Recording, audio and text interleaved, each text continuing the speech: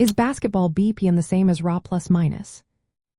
Imagine trying to judge a player's impact on the game, but one method is like looking at a detailed map, while the other is just a quick snapshot.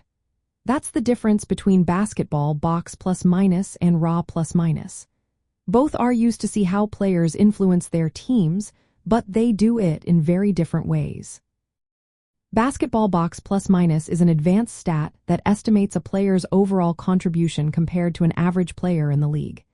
It uses box score data like points, rebounds, assists, steals, blocks, turnovers, and shooting efficiency. But it also adjusts for how fast the game is played and who the player is on the team. It's expressed per 100 possessions, so it accounts for different game paces. A positive BPM means the player is helping the team more than an average player, while a negative BPM suggests the opposite. This metric tries to isolate a player's true impact by considering team context and position-specific factors. Raw plus minus is much simpler. It just looks at the difference in points scored and allowed when a player is on the court.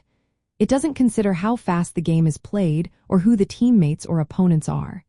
It's a straightforward count of how the team performs with the player on the floor. If a player is on the court and the team scores more than it allows, the raw plus minus will be positive. But if the team does worse, it's negative. This can be misleading because it doesn't separate a player's individual skill from the influence of teammates or game situations. So, in short, BPM is a more detailed and refined way to evaluate a player's impact.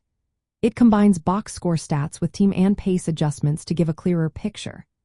Raw plus minus is a basic measure that shows how the team performs with a player on the court, but it can be affected by many outside factors. When it comes to advanced player evaluation, BPM is generally seen as more reliable because it tries to filter out those external influences. It helps coaches, analysts, and fans understand who truly makes a difference on the court, beyond just counting points or looking at raw plus minus numbers.